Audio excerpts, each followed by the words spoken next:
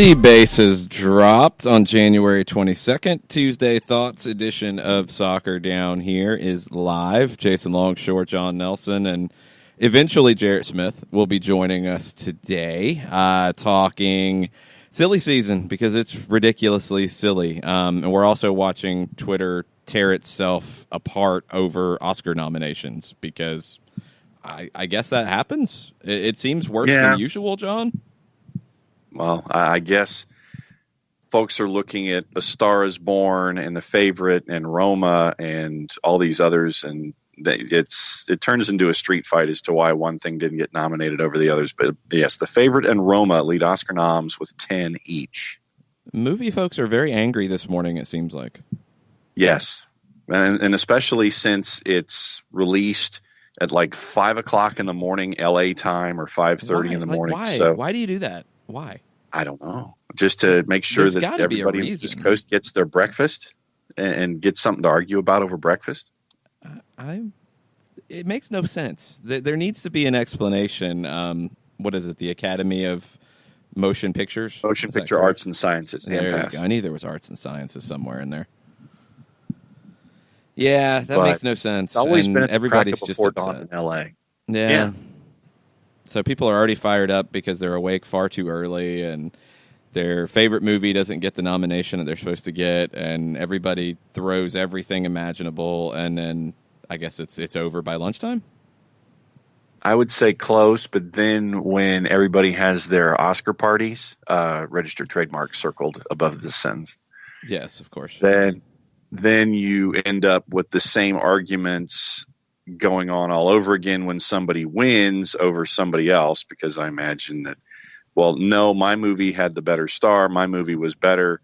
No, A, B, C, D, and E arguments. So, what did that get it for? Their cinematography sucked. Mine was better. You get those arguments. That's it. Sure. Okay. I never got deep into the Oscar parties and movie analysis side of things. Now, back in the day, it's not like this at all anymore, and it's very sad to me.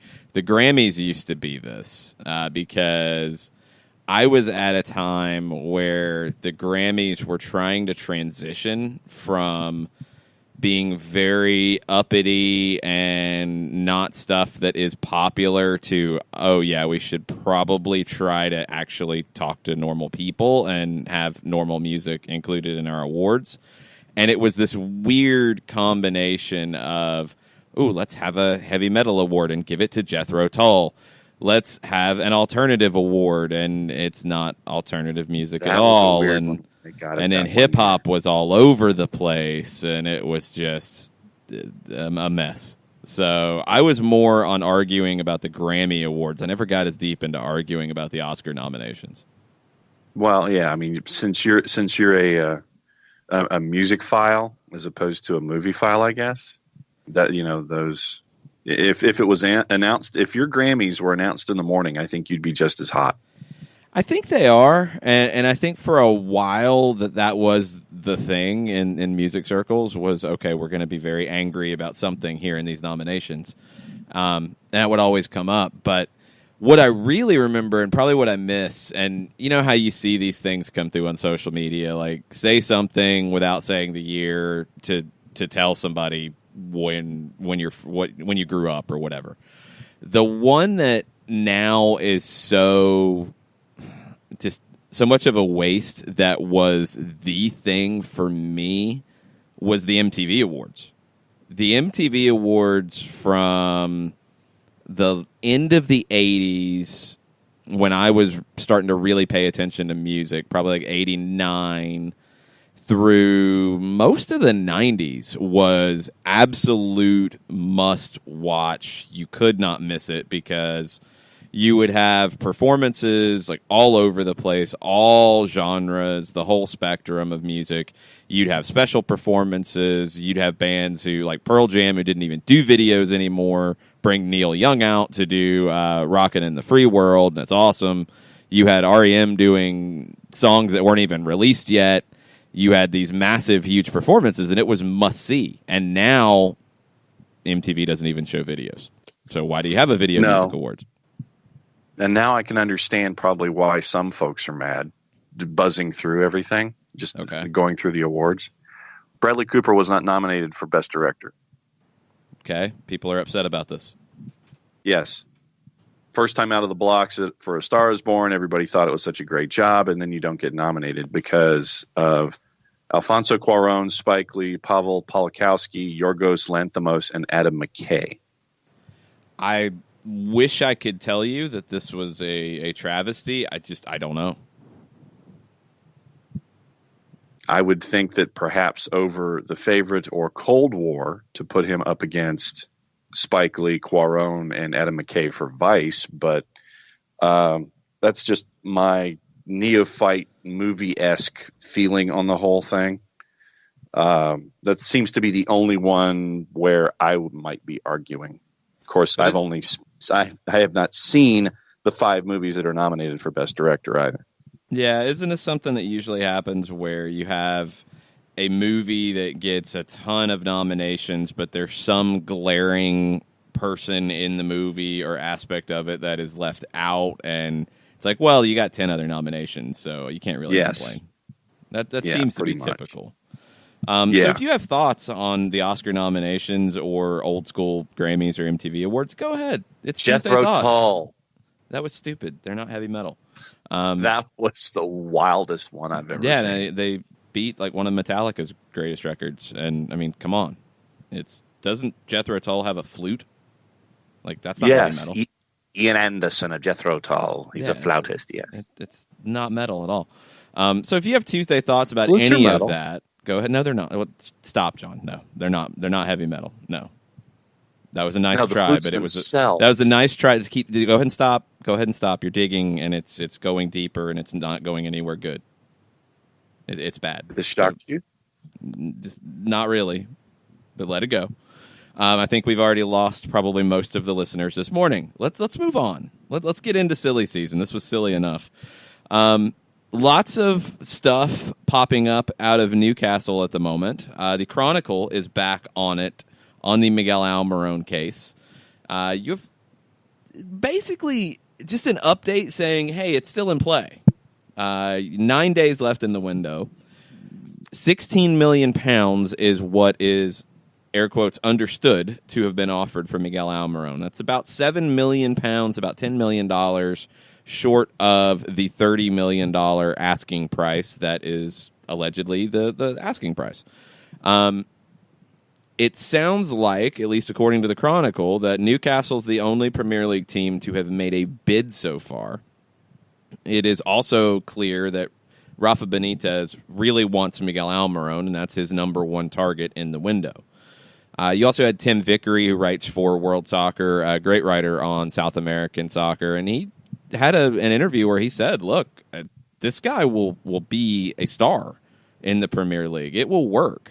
And he also talked about Atlanta playing the waiting game and playing the transfer window. I mean, it's not even the waiting game. It's how the transfer window goes. You wait it out as long as you can to see if that price goes up. And that's the key here. So I still think, and we'll get into it because there's been some new revelations on rules that are not public, but MLS rules that will affect how Atlanta handles the potential scenario that Miguel Almiron does not get sold.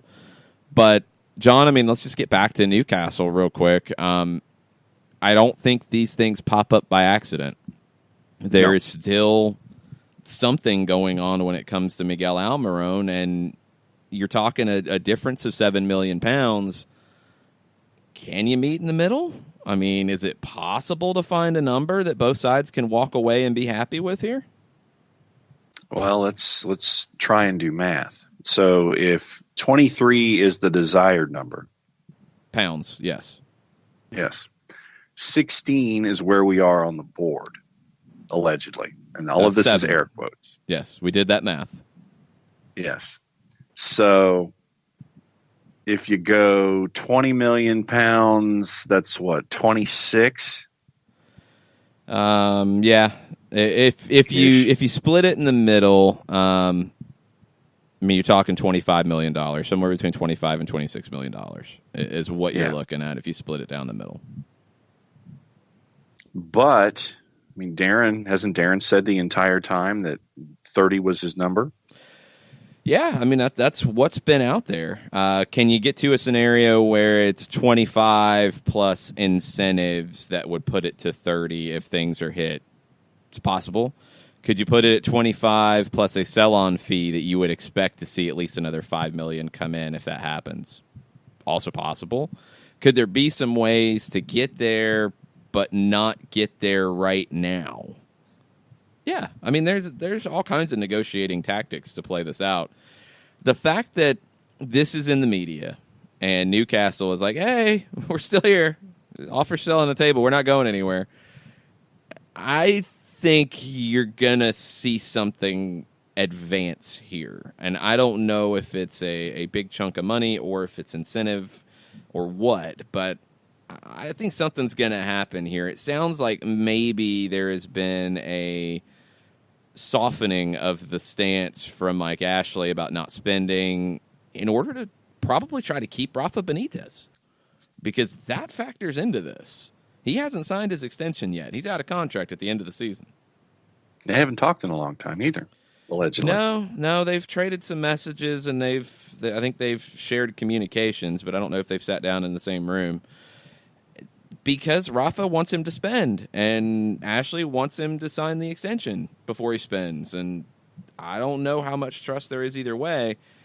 This deal seems to be a critical part of that. So can they find a way to get the deal done and make Rafa Benitez happy, get him to sign the extension, and stay at Newcastle? These are big-time issues that Newcastle United is facing right now. And if you're a team at the bottom of the table, and by every indication that Rafa Benitez has said for the last month plus, that they were going to be in a relegation fight. And I know that a lot of folks looked at Newcastle, say 6 matches ago, and you're like, nah, you'll be okay. But then Newcastle's exposed over and over again for not having any kind of offensive punch. And Rafa has maintained, this is my guy. I need this guy in here because they don't score goals. And to have someone like a Miguel Almiron in there to help get the ball in the back of the net, which is something that you need to do if you're going to get 3 points instead of 1 or 3 points instead of 0, which is usually a recommended thing. You need help. And all of this talk that has been going on or not going on or just through the media isn't helping you by the time the window closes in a handful of days. And you want some more talk that's going on in the media? Sure. Because it's happening right now. And there's Jarrett. He appears out of thin air. Rafa Benitez is desperate for transfers to be made and gave the club a list of targets in December. This is all according to Luke Edwards at The Telegraph. Newcastle's managers refused to discuss transfers in public, but sources have told Telegraph Sport that he is reaching breaking point as we head into the final 9 days of the window. As a result, if the club refused to listen to back him before the end of the month, he will reject all offers of a new contract and will quit at the end of the season.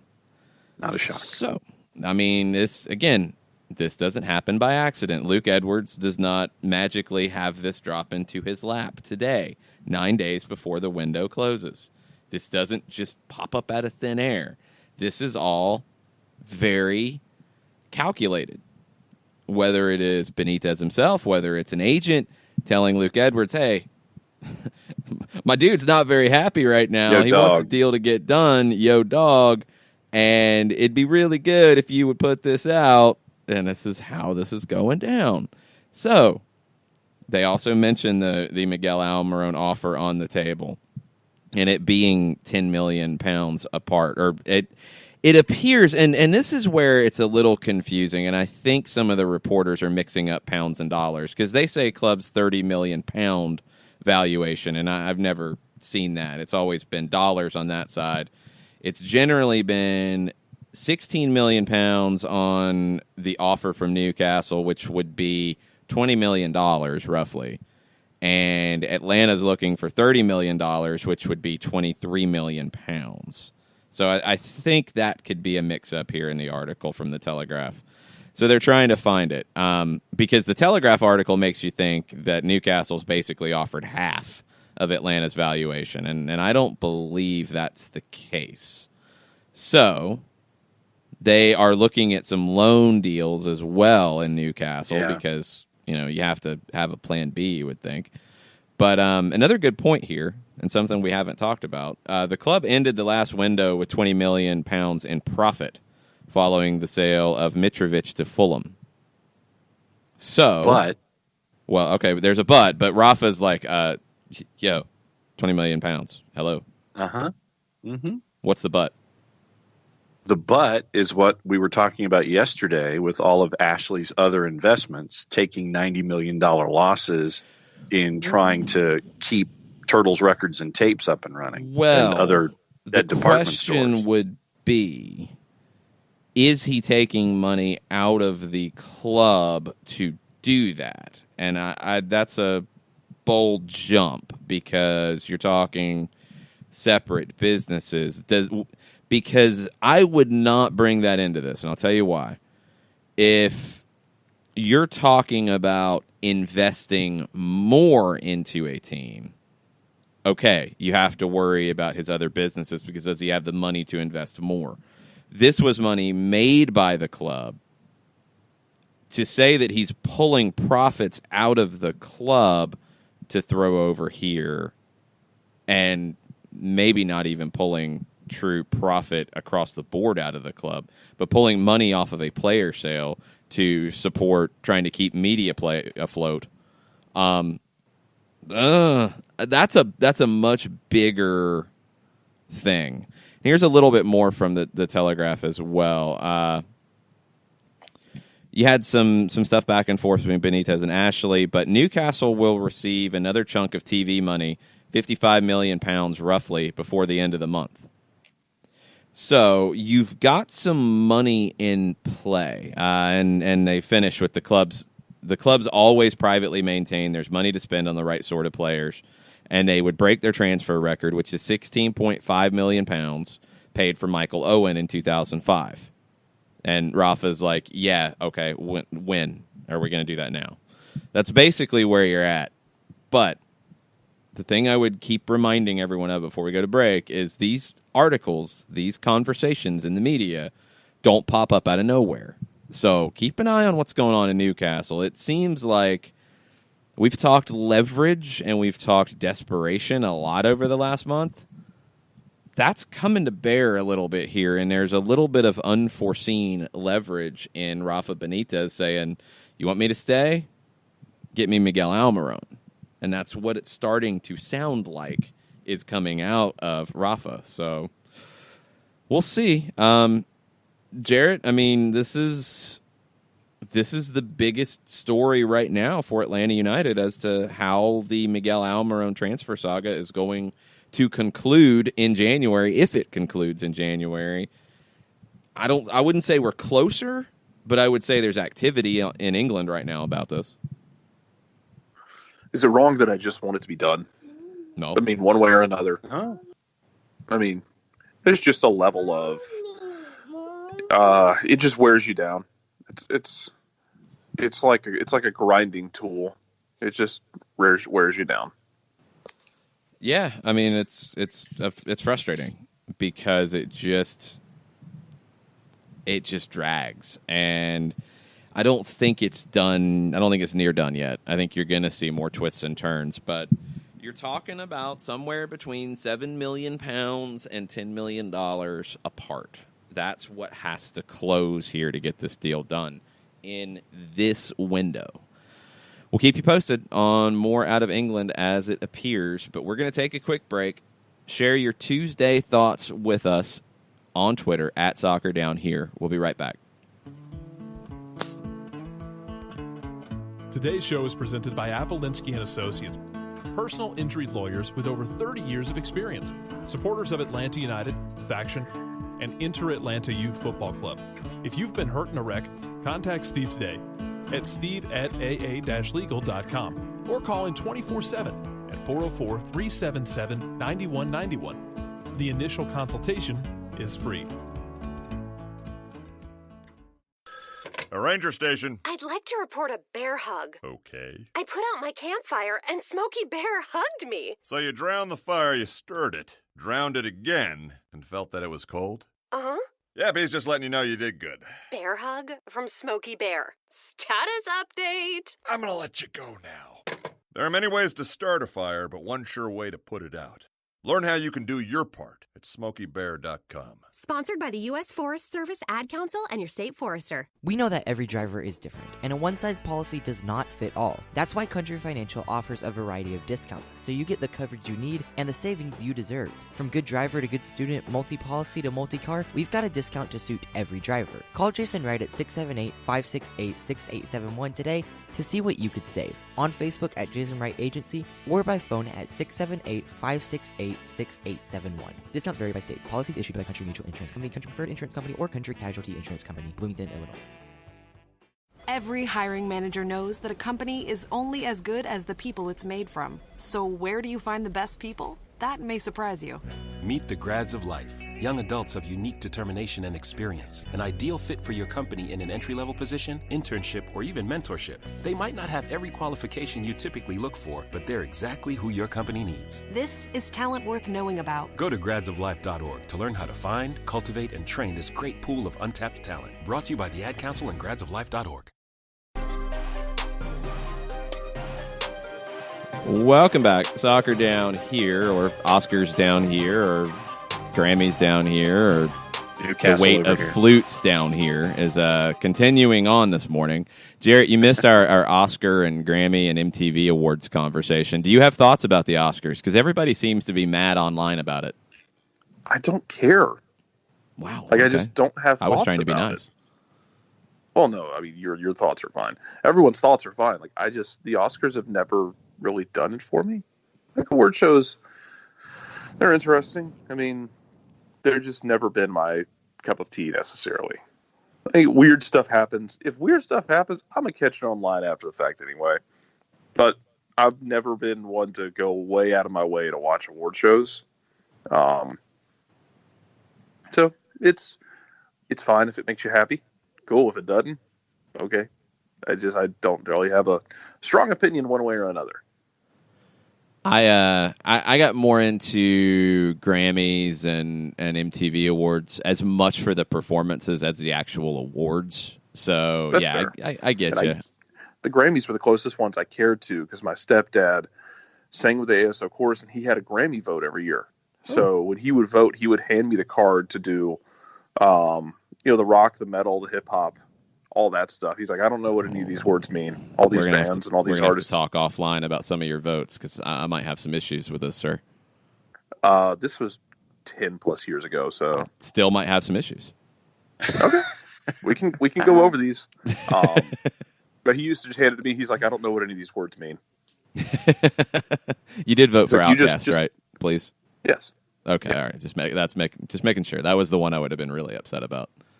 That's legal obligation. Yeah, it should be. When we have Oscars down here, which will probably be debuting at 1:30 a.m. After hockey over here. No, it'll be before that in the schedule grid. Kelly Francis will be hosting that one. She's enjoying the Oscar nomination stuff. She's seen all the movies and loves Bradley Cooper. The favorite director, Yorgos, 100% deserves the nomination. So there you go. From the host of Oscars down here, Kelly Francis. There you go. I don't remember the last time I saw a movie that won the Oscar for Best Picture. It's been a while. Yeah, it's been a while. I would have to really go back and look and see. Because I remember watching. It's not good. I need to see more movies. I remember a couple of years ago, someone made me watch Life is Beautiful, which was just one of the meanest things I've ever done. Because that movie takes you on an emotional train ride that you're not prepared for. And that was the year it was the Italian gentleman who won it. And he stood up on the back of his seat cheering and screaming when he won it. It was great. That clip you can find online. Like that I found online. That was great. Oh, yes. The movie, I know the movie was just I remember that. a wild ride of emotions that I wasn't prepared for. Man, I think the last one that I saw was The Departed, actually. Yeah, that would count. Yeah, Departed was good. Yeah, it's been It's been a minute. I need to get on that. 1823 period pieces are not something that I'm readily going to go watch. True. Chris Berry chimes in John's defense. A bass flute does weigh nearly 3 pounds, so it would qualify as heavy metal. Damn. Oh my! I missed a great joke. Dang it. Yeah, Jarrett, you missed a lot, sir. Yeah. So happens. Opening segments. Opening segments are where things go south early. It is. Let's move on. Let's move on to stuff. Nathan Pugh's Tuesday thoughts are pitty. That's it. And he's in town. We don't know what he had for lunch yesterday. If he might have slept through lunch. He was tired. Don't know what he had for dinner. But Pitty Martinez is in Atlanta. We don't know more than that. So you could get an announcement today. He could be around. He might not. He might be sightseeing. We don't know. Go to Bojangles and get breakfast. Training's later, so probably not. Unless he's doing things at a place near the Bojangles, which he could be. I don't know. Training and media availability, or at least the media availability portion of training, because it could be a double session today. I'm not sure. The media availability session is this afternoon, correct, Jarrett? Because I believe you're going to be there? Yes, I plan to be there. Okay. It'll be like 4:35, I think. So, okay. Just in time to run to that Cracker Barrel across the street off Delk Road. So, if you really want to. You should want to go to Cracker Barrel. That's one we did not talk about yesterday that, I would highly recommend. It's been a long time since I've been to a Cracker Barrel. Man. Steak Caesar salad. No. Well, the steak part, yes. Caesar salad makes me sick as a dog, so that's all you, John. Okay. I did not know that one. Interesting. Yeah, so don't give me Caesar, and we're good. All right. Let's get into some questions because it's a Tuesday Thoughts edition, and there's lots of stuff going on. Jeb Hart with a question. What are the transfer rules between teams with similar ownership? And he used Red Bulls and City Football Group as examples. Could blank buy a League Two team and use that to funnel players on loan to Atlanta? Have the League Two team buy players and pay salary and then loan them to Atlanta for $1. I know it's a gray area, but is it legal?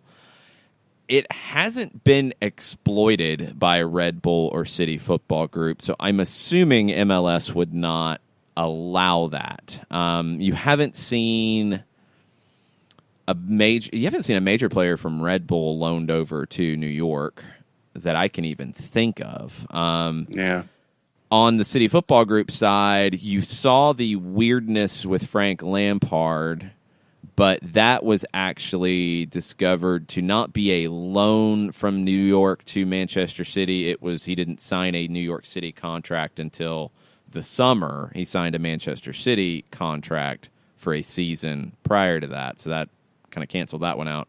The Yangel Herrera loan was probably the biggest, and that was a 2-year loan.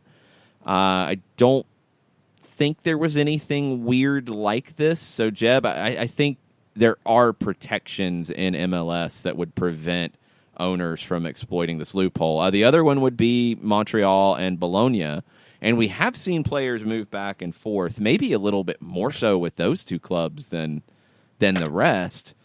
But I can't think of a situation that looked sneaky in this regard. I don't think it's worked out that way. So MLS, and this is something that we're learning, we've known, but we're learning firsthand with loaning issues. There are rules for rosters and salary caps and roster manipulation for Major League Soccer clubs that are not public.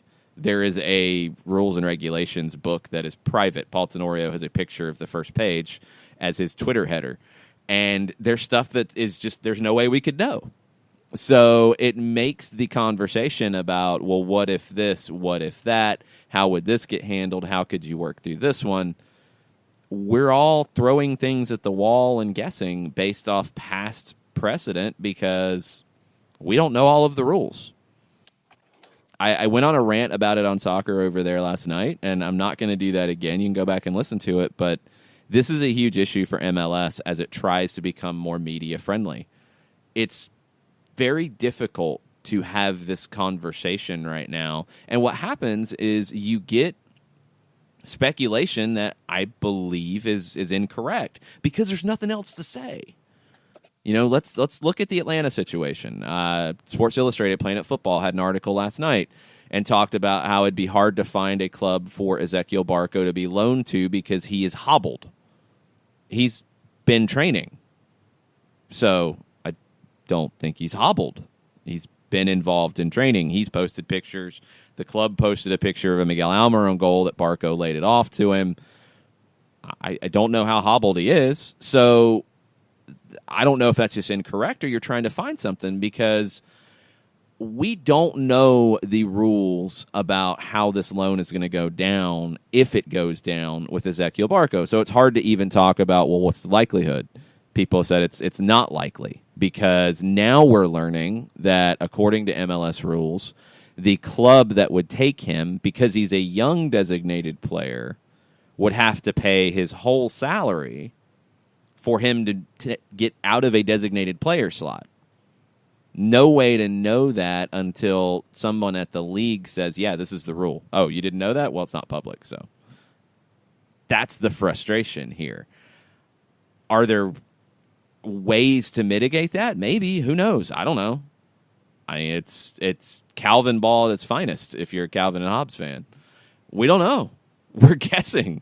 So that does make it more difficult to find a loan partner if they have to pay the full salary while he is on loan to get him out of a designated player slot. I don't think it's impossible because he's not on a ridiculously prohibitive salary, but going back to Independiente, for example, would probably be out of the picture because I don't think they could afford that salary right now. Boca or River, it's a different conversation. It might be a stretch, but it's a different conversation. And the other question I would have would be, is there a percentage or is there another way that number could come down if it's, say, a 6-month loan? Do you only have to pay the 6 months of it and commit to that? Are there other ways involving sell-on fees or other percentages of future deals or what have you that could be negotiated in to mitigate these? Who knows? Who knows? So, Jeb, I mean, we're going by past precedent that I don't think that's possible because we haven't seen Red Bulls or City Football Group or Montreal/Bologna do something that looked like, man, how are they going to be able to afford this one? But I don't know. There might be a rule in the unwritten or unpublished or unpublic rule book that says, yeah, you can do this, or no, you specifically can't do this. I don't know. That's where we're at with MLS rules. Basically, shrug the shoulders. I don't know. Maybe.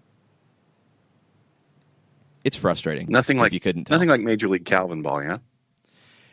It doesn't have to be this way. I mean, no. I understand. This is the thing that I think we have to make it clear, and this is where we just constantly throw headlines out and yell without talking about the detail here.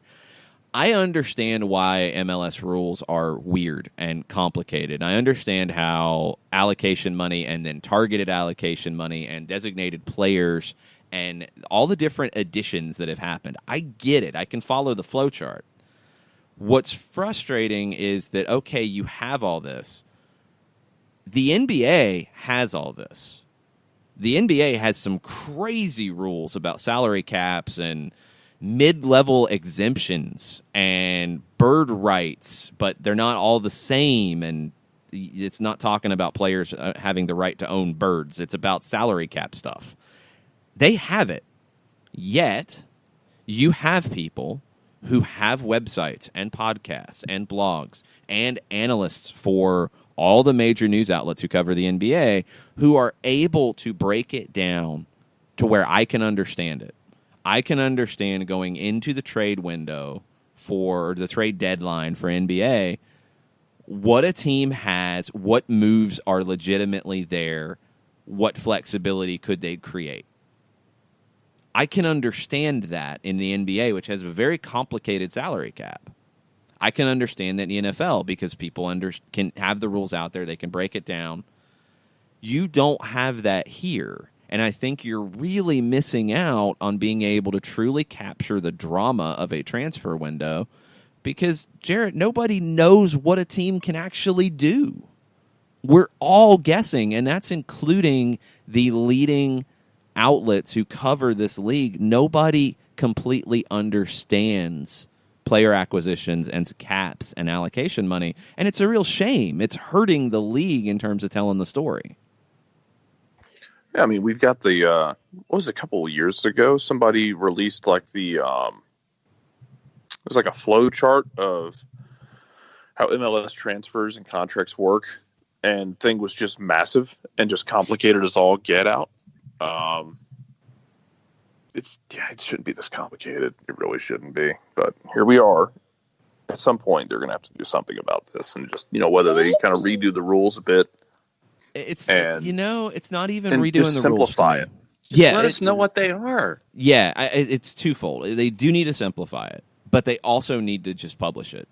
And it's been about transparency for the league going forward, and I think that's a great model because now when there's a trade involving allocation money, we know how much was traded. That's great. Before you didn't even get that. It was just, allocation money went this way. Okay, that's a step in the right direction. But we don't know how much allocation money a team has because we didn't know what they started with. We don't know what they have right now. So you can't speculate. You can't say, all right, Atlanta United has 2 roster spots open right now. They have 2 draft picks that they need to figure out if they can sign or how they would sign. They have these roster spots available. They have X amount of allocation money in general to work with. They have X amount of allocation money in targeted to work with. We don't know. We don't know the rules. We don't know where things stand. So we're all guessing about talking about it. And maybe the thought is, okay, well, all of the guessing and talking about it is talking about it, and that's a good thing. It's better than not talking about it, sure, but I think you're limiting who can talk about it.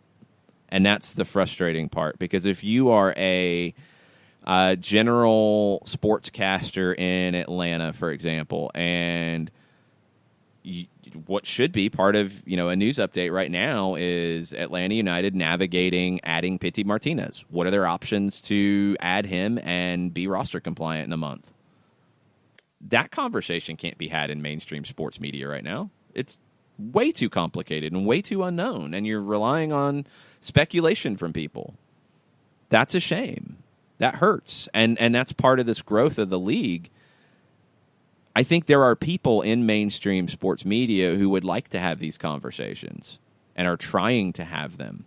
But sometimes they just get frustrated and say, you know what, I'm not even going to talk about it because I don't know where to even start with this. That's something the league has to correct. And it's something that I get the complicated nature of the rules, but just publishing the rules as they are, that's a step in the right direction. That's something that could be done here. And then you can let loose our buddy Teodal Football and Analysis Evolved and the rest of the people who are going to dig into these, and then be able to give you a chart and tell you how Atlanta United can add players in this offseason, how Chicago can add players, how New York City can add players. These are the things I think we all want to talk about this time of year. None of us really know how to do it at the moment, and that's a shame. Yeah, I think that, and I know this is somewhat Pollyanna-ish, but, if you were to just lay things out for us so we wouldn't have uninformed conversation to where you're spreading 9 different ideas out there and 10 of those 9 ideas are probably wrong. I mean, if you're trying to be one of the leagues on the rise and get everyone interested and bring in the mainstream fan, and the hardcore fans will be interested, but trying to bring in the mainstream sports fan to your sport and get it bogged down into a conversation of dollars and percentages and this, but maybe, but we don't know because we don't know what the rules are. you risk turning people away that you could attract in a situation like this. I disagree. You're going to turn them away. I think what happens is they just don't cover it, and you're missing out on a storyline. I was talking about fans. You're not going to turn fans away. When you say turn them away, to me that means they're not going to come back. I don't think that's going to happen over this. I think the issue is it's just you're not going to be able to exploit a part that should be exploited. This is a story that, whether you are in any major soccer league in the world as you're coming up to the end of the transfer window, if you are the NBA trade deadline, if you are the NFL trade deadline, which is becoming a thing. Why? Because the NFL's realized, hey, this is drama, this is storyline. We need to have a bigger trade deadline. It needs to be more important, because it used to be the fourth week of the season and nobody's making a big trade then. What did you have this time? You had the Amari Cooper trade. A lot of talking points about that. Okay. They figured it out. Baseball's figured it out. National Hockey League's figured it out. Yeah. Why can't MLS figure out that it's not about turning people off or whatever? You're limiting the potential drama in a storyline for your league, and in a league that needs storylines, because you're trying to go past the hardcore fans. The hardcore fans can't talk about this in a completely educated way because nobody knows. So your casual fans that have no clue. Your casual sports media has no clue how to have the conversation, because your hardcore soccer media doesn't know how to have the conversation because they're still trying to figure it out. That's the problem. You're not able to exploit a time of year where you should be having these conversations in every market about, well, what can this team do? Who could they go find? I've got 5 guys in South America that the team could add realistically based off of X, Y, and Z. Right now, that's really hard to do because you don't know all of the mechanisms. You don't know how much allocation money teams have to work with. You can say these are 5 good players, but you're not able to fully have the conversation, and that's what I want to see, because it's another talking point for the league going forward. I hope it gets easier. We're always going to try to do our best to explain it, and we're going to mess up because we don't know. The loan stuff, that wasn't public knowledge about a young designated player needing a full salary commitment from the team he's being loaned to. That wasn't known until last night when Doug Robertson and Paul Tenorio started talking about it. That hadn't come up before. So that's where you're at, is we don't know these things until they pop up, and it's just frustrating. I wish you could get this, as Jarrett said, easier to understand, just simpler and streamlined. But like John said, publishing the rules would be a great starting point too, because then you'd at least know it. Even if it's complicated, you could point to it and people could dig into it. Right now, it's both are difficult, so we're all just shrugging our shoulders and looking confused. That's basically where we're at. Let's take a break. Let's reset. More Tuesday thoughts after this. As a business owner, you know that every year brings new challenges and opportunities. The success of your business demands expertise and focus, and Country Financial can help you keep that focus by helping ensure you have the right insurance protection in place to meet your goals. Jason Wright can help you create a customized insurance plan that has coverages designed just for your business. Give Jason a call at 678-568-6871 or reach him on Facebook at Jason Wright Agency. Coverages vary by state. Policies issued by Country Mutual Insurance Company, Bloomington, Illinois. Got issues with youth or high school sports? Positive Coaching Alliance can help. PCA is a national nonprofit working to transform youth and high school sports so that every child has a positive character-building youth sports experience. PCA provides live and online workshops to train double-goal coaches whose first goal is winning and whose second, more important goal is teaching life lessons through sports. PCA also has workshops for parents and high school student athletes. For more information, please visit positivecoach.org. If you've been hurt in a car wreck, contact my friend Steve Apolinsky of Apolinsky & Associates. He's been representing individuals for over 30 years throughout Georgia and Alabama. Email him at steve@aa-legal.com or call him 24/7 at 404-377-9191. The initial consultation is free.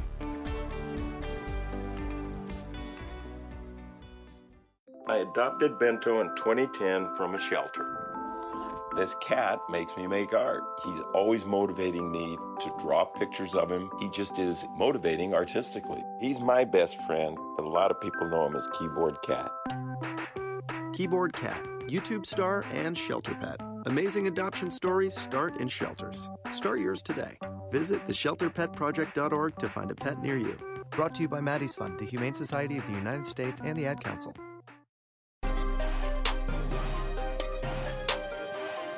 Welcome back. Tuesday Thoughts edition of Soccer Down here. Jason Longshore, John Nelson, Jarrett Smith with you. Going through the Twitter timeline. Michael Ruiz was a day ahead. He went well past Wednesday on us. Last week, I didn't know what day it was. Now Michael hasn't caught up. He said, in the midst of silly season, where does MLS rank amongst the world's leagues? I would love to hear all three opinions. It's a great question. John, you take it first. Well, I'm sitting here trying to go through Europe and figure out England, France, Italy, Spain. Number 6, maybe? Number 6 in the world? Yeah. Okay. Well, then who's ahead? England, France, Spain, Italy, Mexico. Germany? Okay, so 7. Good. Okay, so you got England, you got France, you got Italy, now we have Germany. Spain? That's what I said. I said Spain. Okay. You got Mexico ahead of it. Who did I miss?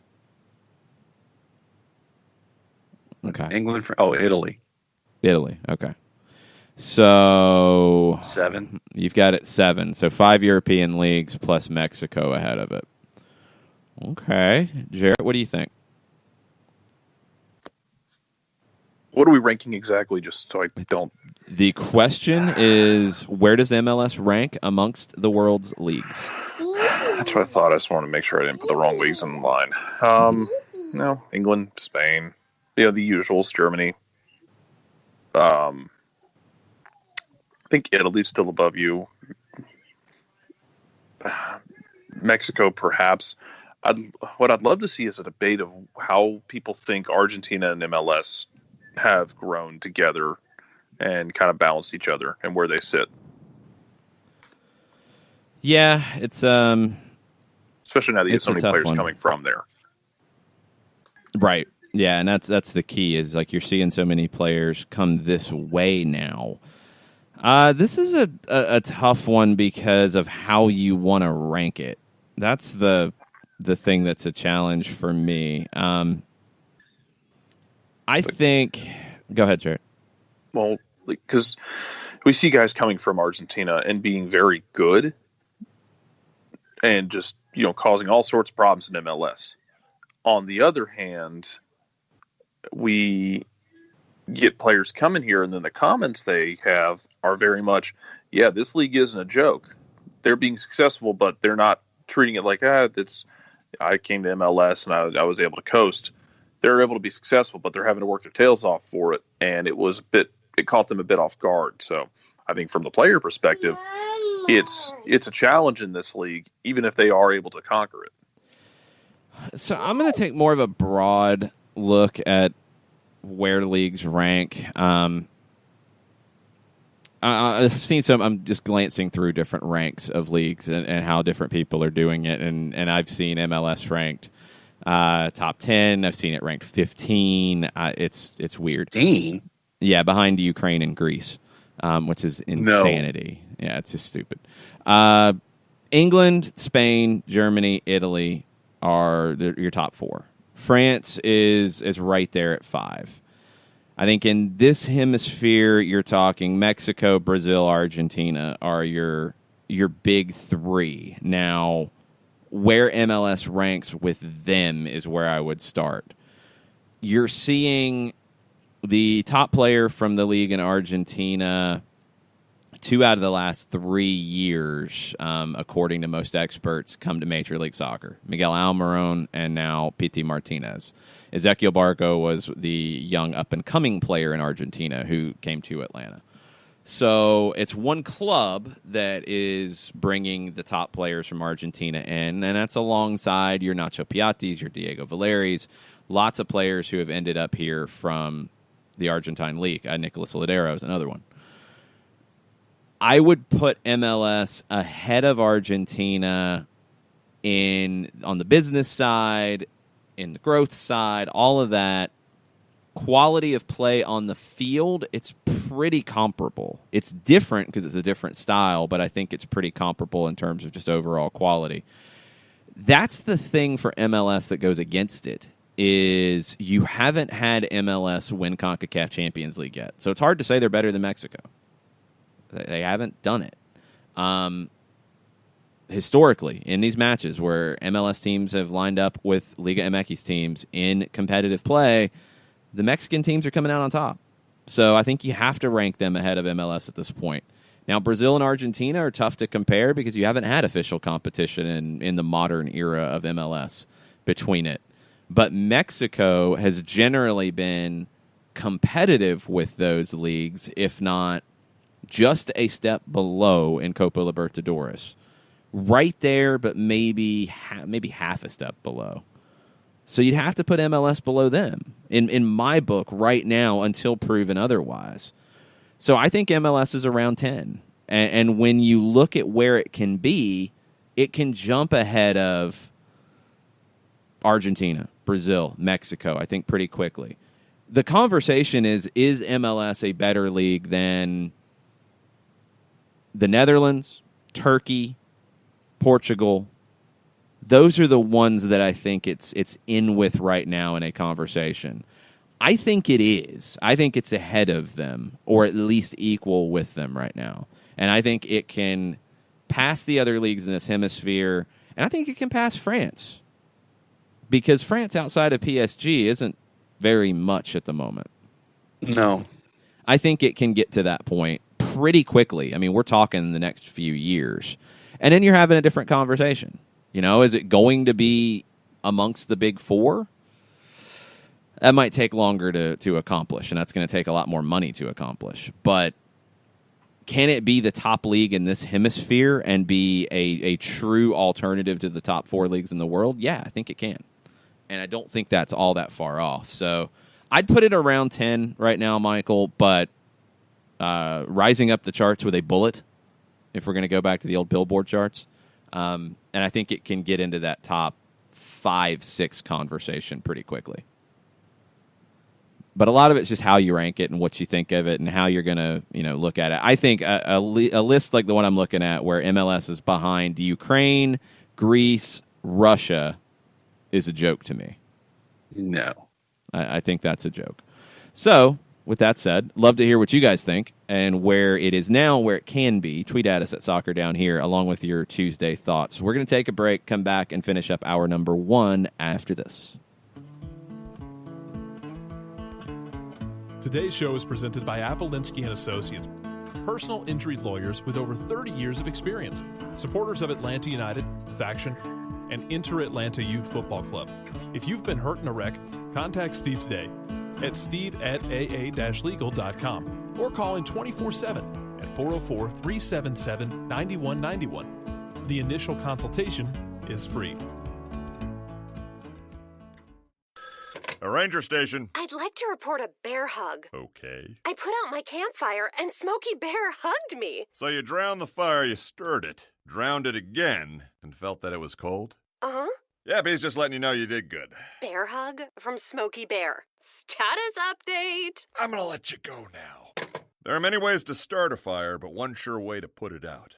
Learn how you can do your part at SmokeyBear.com. Sponsored by the U.S. Forest Service, Ad Council, and your state forester. We know that every driver is different, and a one-size policy does not fit all. That's why Country Financial offers a variety of discounts, so you get the coverage you need and the savings you deserve. From good driver to good student, multi-policy to multi-car, we've got a discount to suit every driver. Call Jason Wright at 678-568-6871 today to see what you could save. On Facebook at Jason Wright Agency or by phone at 678-568-6871. Discounts vary by state. Policies issued by Country Mutual Insurance Company, Country Preferred Insurance Company, or Country Casualty Insurance Company, Bloomington, Illinois. Every hiring manager knows that a company is only as good as the people it's made from. So where do you find the best people? That may surprise you. Meet the grads of life. Young adults of unique determination and experience. An ideal fit for your company in an entry-level position, internship, or even mentorship. They might not have every qualification you typically look for, but they're exactly who your company needs. This is talent worth knowing about. Go to gradsoflife.org to learn how to find, cultivate, and train this great pool of untapped talent. Brought to you by the Ad Council and gradsoflife.org. Wrapping up hour number 1 here on Soccer Down Here. Let's get into Joe Bost. Good morning, Joe. Says Joseph may have 20 goals, but Pity Martinez and Tito Villalba will balance it out, assuming Miggy is gone. Pity appears to be a little more of a shot taker than Miguel, and that's a good point from Joe. I think we talked about it a lot with Miguel when he was struggling a little bit in the attacking end in 2017 when Joseph Martinez went down, and there were a lot of requests for him to be more of an attacking presence, and then he has a hat trick against Houston and does the Miggy hop, and it's awesome. I think Pity Martinez is more of a natural attacker in the final third, and not. I don't think he's just a goal scorer. I think he's a very creative player as well. What I'm curious to see is where he fits best. Is at River, he's played a lot out wide, but he's also played behind the forward as a number 10. What is he going to do here really depends on how Frank de Boer is going to tackle lining this team up. And that could look different from match to match, but that's one of the storylines for me once you start seeing this team in matches. Where does he look best, and where does he best fit this system? I don't know yet, Jarrett. I don't know if we're going to know for a while. I think it'll take a little time. It's going to take some time to figure out. Either way, it benefits Joseph, I think, because let's say you come in and you have a Miguel, somebody who can distribute the ball. It's fine. That's somebody who can get him the ball. And as we watched from Joseph, he doesn't need much space or much of a chance to make something happen. Like, he needs a touch. That's it. But if you bring in somebody who can pull the trigger, and especially someone who can pull the trigger from distance, who can kind of unlock the defense where they have to step out on said player, everything rotates, everything loosens up, and it gets more opportunities, I think, for a guy like Joseph to move in behind the back line. For a guy like Tito Villalba, who's the same kind of way, who can be that long-distance striker who you can't let him line up a ball, but who can run in behind you. You get more of these guys, defenses are going to have to adjust. And then when they do adjust, this isn't just basketball where you're making 4 guys, 5 guys rotate in a very small space. You have more guys rotating in a very large space, and everyone has to make their movements perfectly. Otherwise, there's going to be a gaping hole for somebody.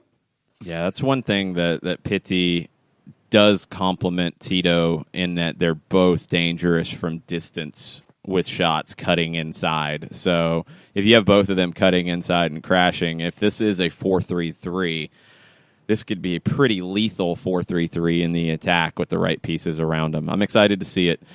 We will start to see it very soon as the team starts week 2 of training today. We'll see if we get any announcements about Pity Martinez or anything else later today. Stay tuned for that.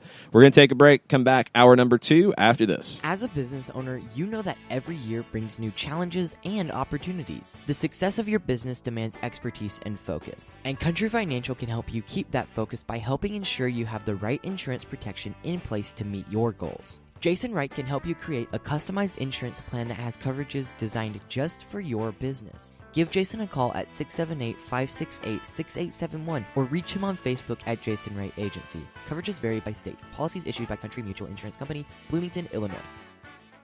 Got issues with youth or high school sports? Positive Coaching Alliance can help. PCA is a national nonprofit working to transform youth and high school sports so that every child has a positive character-building youth sports experience. PCA provides live and online workshops to train double-goal coaches whose first goal is winning and whose second, more important goal is teaching life lessons through sports. PCA also has workshops for parents and high school student-athletes. For more information, please visit positivecoach.org. If you've been hurt in a car wreck, contact my friend Steve Apolinsky of Apolinsky and Associates.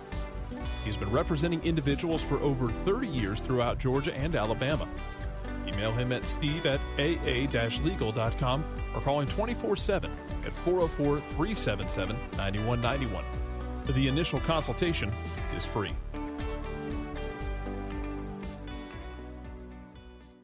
I adopted Bento in 2010 from a shelter. This cat makes me make art. He's always motivating me to draw pictures of him. He just is motivating artistically. He's my best friend, but a lot of people know him as Keyboard Cat. Keyboard Cat, YouTube star and shelter pet. Amazing adoption stories start in shelters. Start yours today. Visit theshelterpetproject.org to find a pet near you. Brought to you by Maddie's Fund, the Humane Society of the United States, and the Ad Council. You're listening to Soccer Down Here daily on SDH Networks, a division of OSG Sports. Find us at Soccer Down Here on Facebook and Twitter. The time is now the top of the hour. Peep, y'all. Welcome back, Soccer Down Here. Hour number 2, Tuesday Thoughts edition of the show, January 22nd. Your thoughts on transfer windows, on silly seasons, on where MLS ranks among the world's leagues. If you want to have thoughts on the Oscar nomination, sure. I need some recommendations because I have not seen the movies that are nominated yet. So recommend away. Seen one. Recommend away so we can catch up on the latest. But let's get into more Tuesday thoughts, starting with Brandon Felder. Says, listening to the show yesterday, and while, yes, I agree Almiron hasn't said any of the things like Josie, Kaku, Ludero, to be fair, we haven't heard from him at all. Don't think he's been made available to Atlanta media yet. One thing I would say, and Jarrett, you can back me up on this, players are made available on kind of a rotation, but other players can be made available upon request. And I haven't seen anyone in the local media say that they've requested Miguel Almiron and haven't been able to talk to him. So I don't know if he's been requested. He hasn't been scheduled for media yet. I think that's right. Yeah, he hasn't been scheduled yet from what I've seen. But, yeah, like you said, I don't know that anyone's made a request. They might have made a request and it's possible. Had it shot down. It is. Yeah, absolutely. They might have made a request, had it shot down, and then didn't make a big deal out of it, which right. Good on you. No sense in, making a big deal out of it. But, right now we just kind of have to wait and see mode. So, and then I think I had a couple guys last week. So, like the Joseph thing threw a wrench in everything last week and a lot of the media availability. Like they had to push it back in the week because I think we had like 3 people scheduled to speak the same day Joseph was, including him. But then he gets a contract extension, so that dominates the day. Stuff like that happens. It's fluid. It does. Tom Schreck asks if we've heard about season ticket holders receiving vouchers for ATL UTD2 games this year. Haven't yet. I would assume with a bigger stadium to work with at Fifth Third Bank in Kennesaw as opposed to Coolray in Lawrenceville, that would continue, but I don't know for sure. I would imagine there would be opportunities for season ticket holders to see Atlanta United 2 games as part of their commitment to the club. So stay tuned on that. Have we seen anything, John, about tickets going on sale for the 2s yet? I saw a blurb about it. I'm trying to remember. I think it was a link to the website that was thrown out socially. So let me check it real quick. But I thought I saw something come up. I did see that our buddies in 2 Spikes, which is the supporters group, I believe it's kind of a compilation of the different groups who specifically support the 2s. They're doing a beer in conjunction with a brewery in Kennesaw. So that's kind of cool. The 2s are going to have a beer.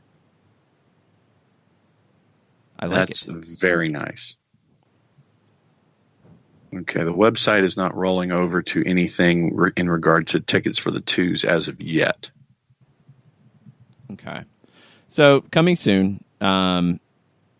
I'm really curious to see what the draw is going to be in Kennesaw, and if it's bigger. The schedule's a lot better in terms of just days to go see the games. It's not all compressed at the end like it was last time with a bunch of midweeks. So I think it will go much better. It's a better field. It's a better experience. All of it's better at Kennesaw. So I'm looking forward to it. Next question from Tafka TLC. Why is Montreal's Vargas going on loan? And 5 question marks. Isn't he one of their stars? I think he was expected to be, but he only started 10 games last year, and he scored 4 goals. So I'm assuming just integrating into the squad, integrating into a new culture was a challenge for Vargas. There's rumors about him going on loan with Universidad Católica in Chile. That's where he developed as well, so that might make some sense. He signed a 1-year deal with 2.5 option years. I don't know if those are all like individual options or if it was a lump sum option, but he's under contract. And if they're going to think about loaning him, I think it's because they'd like to get a return from him back with the impact in a future year. So sometimes players struggle going from different countries, and it seems like Vargas is one of those. He's young. He's only 21. So I think there's still a lot of potential there, and they wouldn't want to lose him just yet. So maybe a loan to build up his confidence is the way to go, Jarrett. This is a guy who was brought in with a lot of hype and just didn't quite get there for them. Only 10 starts. That doesn't have to be the end of the world either. I mean, he can go out on loan, kind of clear his head a bit. Maybe, and I don't mean this in a bad way, maybe come back with lower expectations, less stress on him, and try and get the job done then. Daddy. So yeah, I think it's more about building confidence. I really do. Yeah. Daddy. Ivy agrees. I like it. Yeah. She has opinions on this. I mean, she's a big Montreal fan? In a sense, but she also reads Transfer Marked a lot. Yeah, I can do it. Michael Cinco with a question. I'm interested in what each of you thinks would be the largest mistake Frank de Boer could do in his first few games with the team. What action you would see on the field and immediately go, uh-oh. Wow. I mean, I can think of plenty unrealistic ones that he's not going to do, like starting Joseph Martinez in goal because he set up the lineup sheet wrong or something. I don't know. I don't know if there is anything like that. I don't think it's that simple because I think this is a bit of an evolution. So I think you're going to see some lineup combinations that are very different. I think you could see some people in different spots. I'm not one to say that it would be wrong just yet because I don't think we know that. So I can't think of anything that I would just immediately see the lineup and be like, wow, that's incorrect. Because I think you are going to see this team evolve into something a little new. So I'm not one to make that judgment just yet. I don't know if you guys have an opinion on this, something that you would be worried about that you could see in the first few games. Jared, any ideas? Let's see. Honestly, one of the things that popped up in training, George Bello's been playing both sides of the field. Well, that wouldn't scare me if he was on the right side. No, I mean, it's just different. That's what we were like, that's different. But he's also, a kid, and been a bit of a problem for everyone else when he's out there. I'd love to see some of the younger guys get time, but I don't think anything's a problem right now.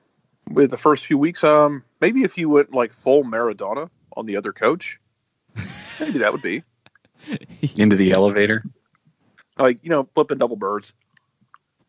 Yeah, that would be something. I don't know how to feel about that one. Wow. Shiva with a question. So I want to throw a random Tuesday thought out there. I speak to so many people in Atlanta that have never watched soccer before, and now they're fans of Atlanta United. What do you think this club has done right to capture the heart of those fans, and what should they do moving forward to keep their interest in the club? John, what do you think the Atlanta United has done right to grab that type of fan base that maybe hadn't been into soccer before? You got to it at the grassroots level. You didn't treat anyone any differently because of their level of soccer knowledge. If you were new, come on in. If you follow teams overseas, come on in. If you're from the South, come on in. If you're a transplant, come on in. And for me, it has just always been the all-inclusive nature of wanting to bring everyone forward. And you have a transplant who's new to the city. It gives them something to latch onto from the absolute beginning. That way it's their club. The native is going to latch onto it because it's their club. You have, in the past, with other sports here in town, and it still is the case, I would imagine, but I really don't attend a whole lot of sporting events outside of soccer here, but you have transplants who wear the gear of their team from where they came from when they go and watch an NBA game or an NFL game. There's always going to be that fan from the outside who's going to wear their stuff in the State Farm Arena or in Mercedes-Benz. With Atlanta United, for me, it has always been everyone's welcome. You're new here, so are we. Come on, let's do something. And for me, it is hitting all of those notes, being active in the community, on a street-by-street basis. Getting people out in the community, giving tickets away in a really expensive Mercedes-Benz, as friend of the show Beth Keener has done.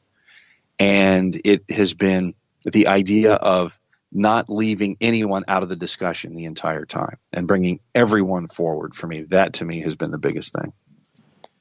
Jarrett, what about you?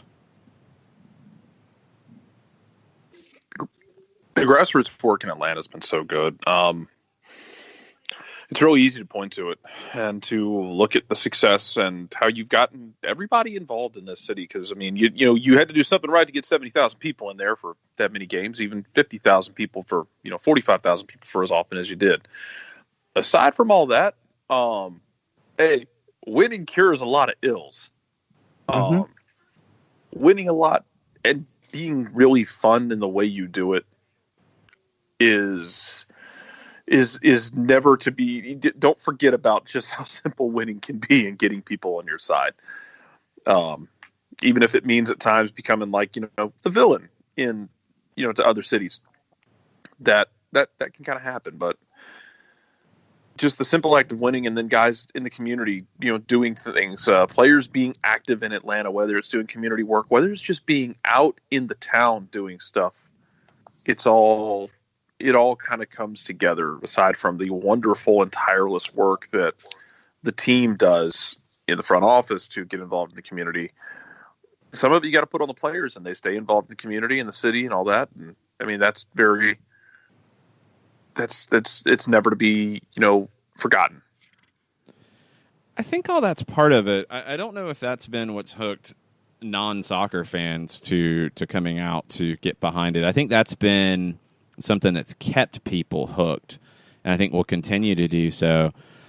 I think a big reason why non-soccer fans have gotten involved in this is that the way soccer's been treated by the local mainstream media for the most part has been very different than it has in other American cities. The AJC has dedicated a beat writer in Doug Robertson to this and put him out on the road to cover this team and have complete coverage of everything going on with the club.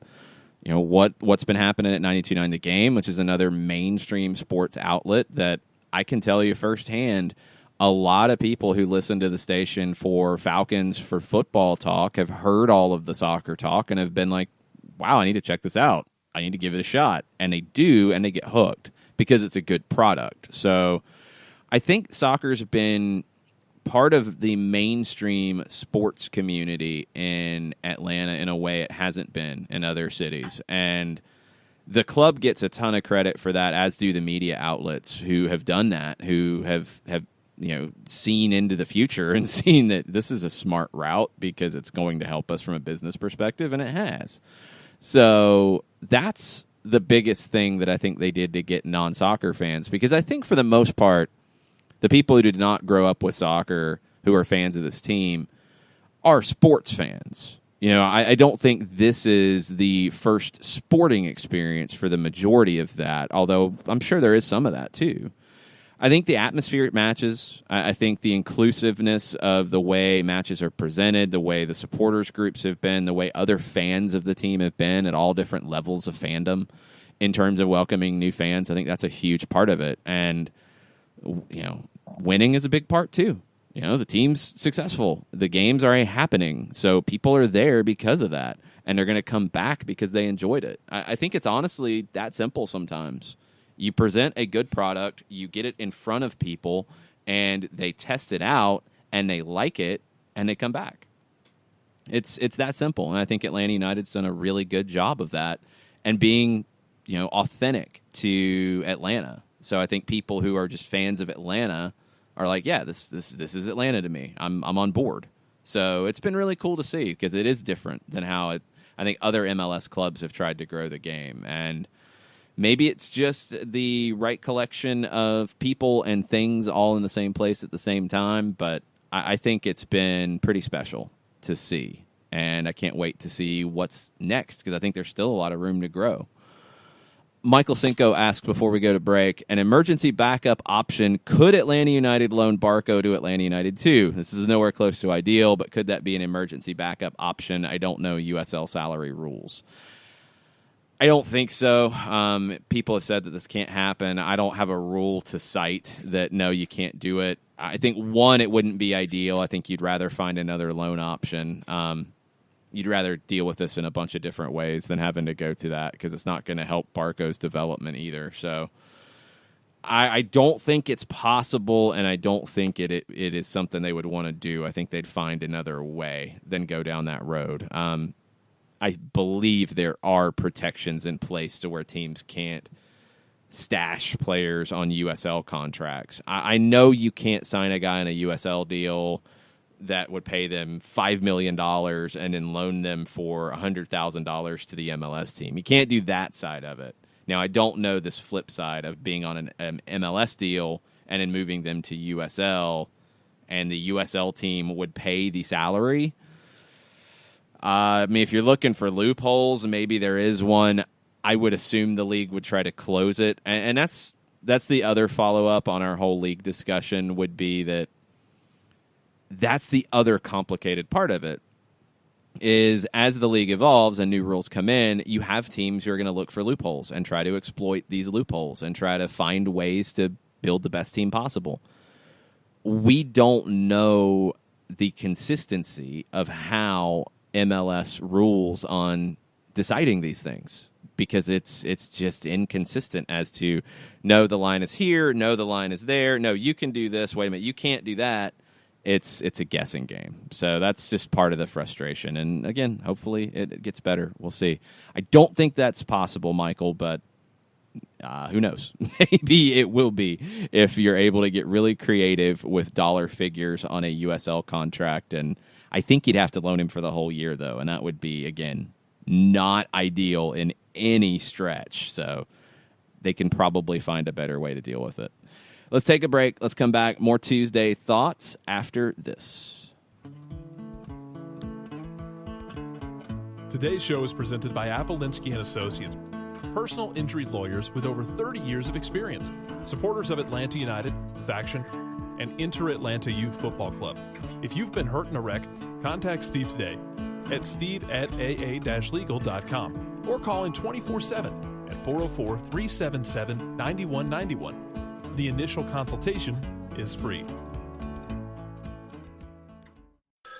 A ranger station. I'd like to report a bear hug. Okay. I put out my campfire and Smokey Bear hugged me. So you drowned the fire, you stirred it, drowned it again, and felt that it was cold? Uh-huh.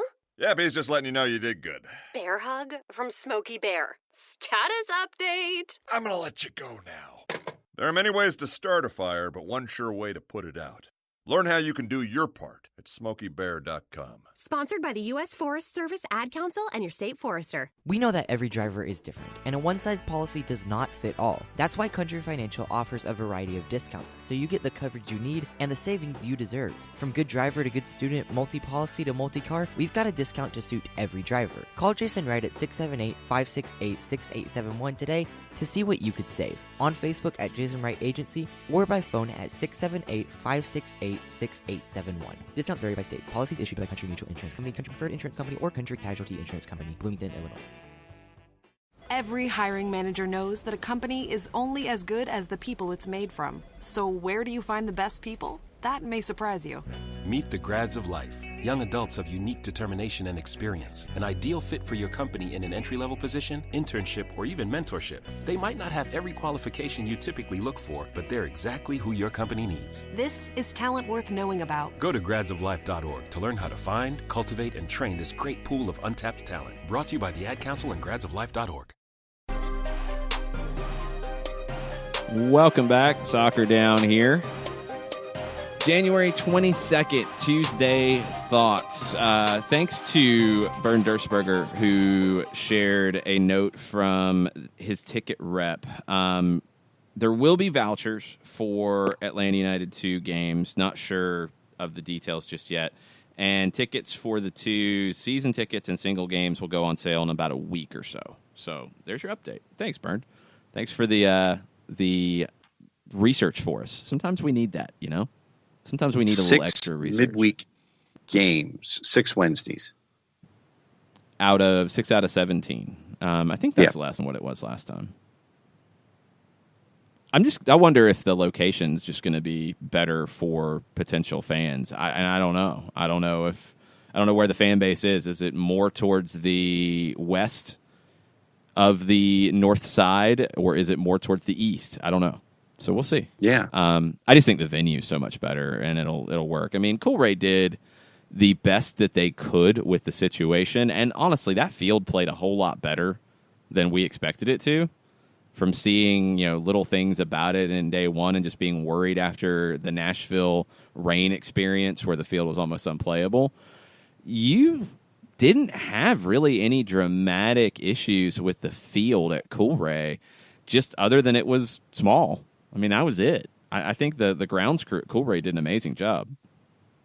Yeah, there were a couple of games where squeegees had to come out, and you could tell that drainage would only get you so far. But no, the transplanting, is it transplanting or transplantation? I forget. But inserting the grass over the infield and making it as seamless as they could. I give props to Coolray and to Atlanta United for putting something together as quickly as they did and getting it all squared away. Yeah. Sherbs follows up on the conversation about MLS rules and complications. He said the confusion really comes from journalists saying different things after talking to different front offices. The CBA is published, though, and it conforms to Doug's tweet. The CBA and the league rules are a little different, and that's where I think some confusion can happen. And the fact if different front offices are saying different things, that's not good either. So, as Josh says, complicated is fine. Transparency is the issue.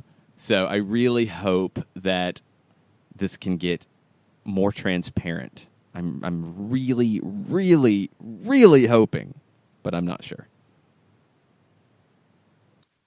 Really hoping. Yeah. And it looks like Kevin Gilmore to Montreal is official. Yes. Explain why this is a thing and what his background is. Kevin Gilmore spent a handful of years in the front office with the Montreal Canadiens and left, I want to say, 2 years ago. And in his time with the Molson family, brought Montreal and the Canadiens into a larger, if there is such a thing, a larger part of the consciousness in the 21st century in Montreal. Got a big TV deal with both English and French broadcasters, a 12-year deal. Then he also launched a documentary series and almost like a supporters club for the Montreal Canadiens and getting their brand to an international level. He was a consultant after he left 2 years ago with the Canadian Women's Hockey League and some other things up there, and was big in real estate and helping the Canadians out as well. And so now Joey Saputo is saying he's going to step away from being the point person for everything when it comes to the Montreal Impact and their development and their footprint. And now Gilmore's coming in.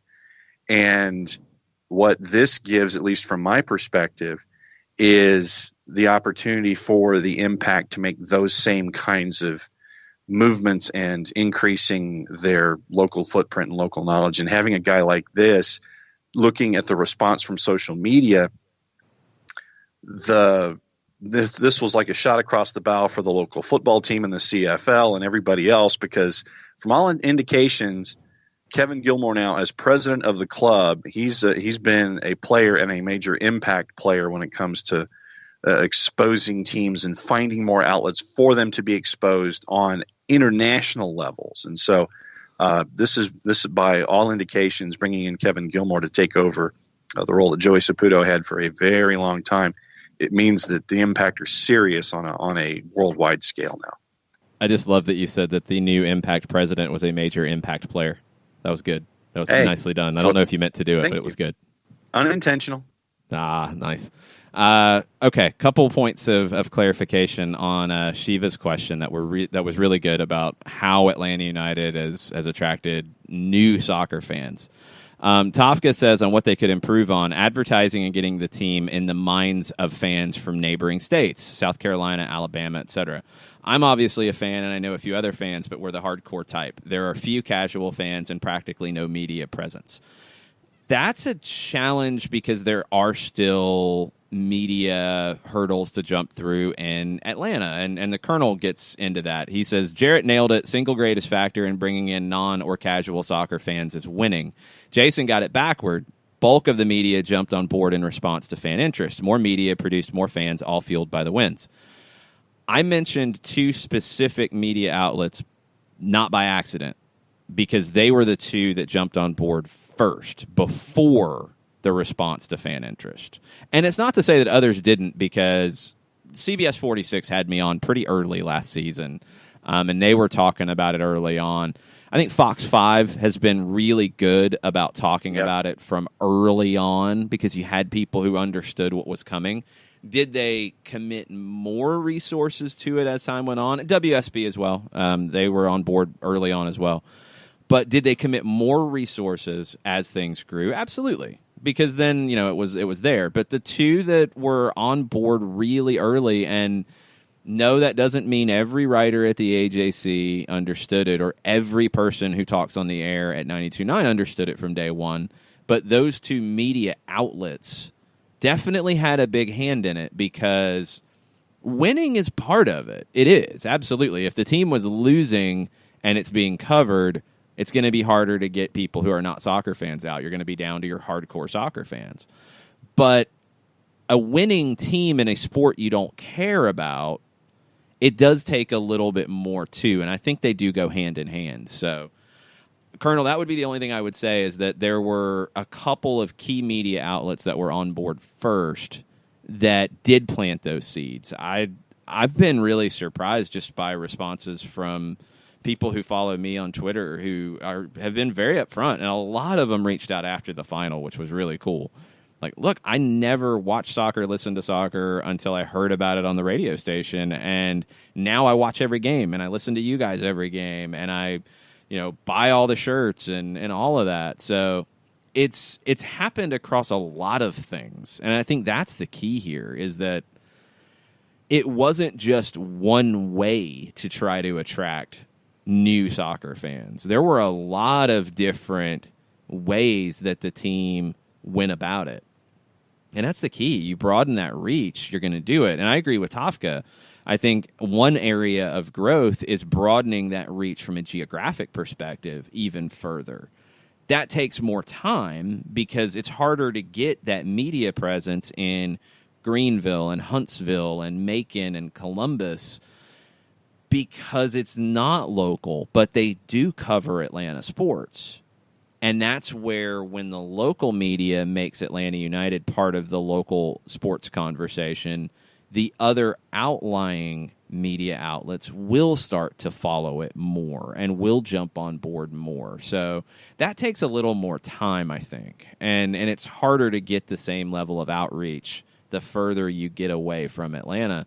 But I think it's going to happen. I think it's starting to happen. It's bubbling up. And it's going to start with hardcore fans first, but the casual fans are going to get more on board with it. I don't know. It was before my time, but I don't know if you had a ton of Major League Baseball fans in Mississippi and Alabama before the Braves came to town.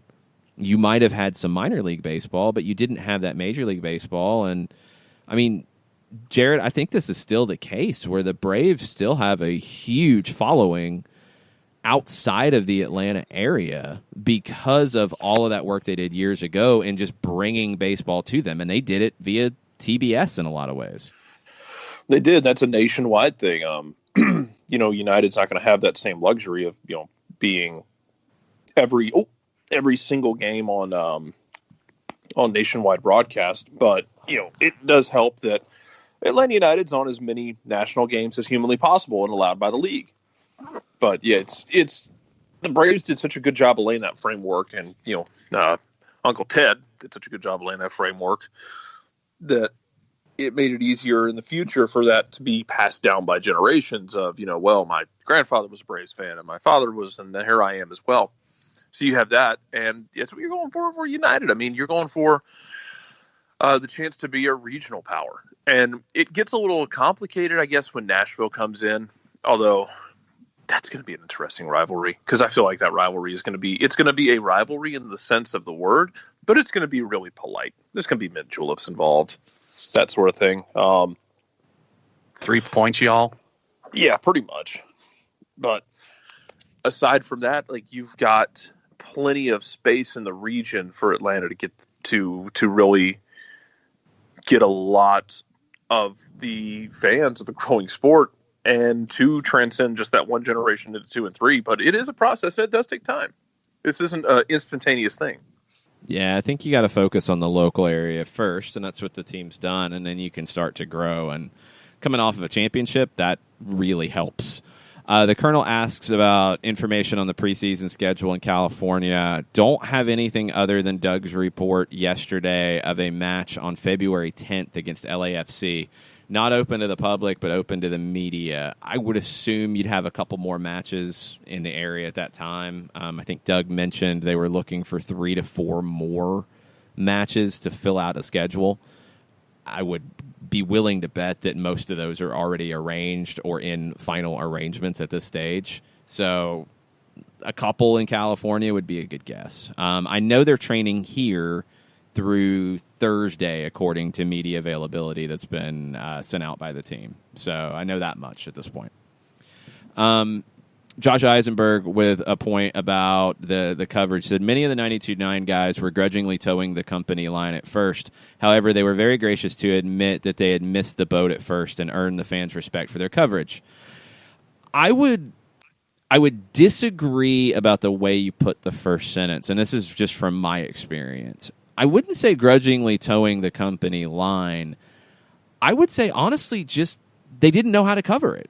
They didn't know, and they said as much to me. And this was, many different people. And I kind of made it a point to make myself available and talk whenever they wanted to talk soccer and didn't feel comfortable doing it on air. And I love doing that. I actually had a lot of fun challenging myself to find ways to explain soccer things in sports terms to make it more accessible. It was a lot of fun. And I still do that all the time because it's a big part of this, in my opinion.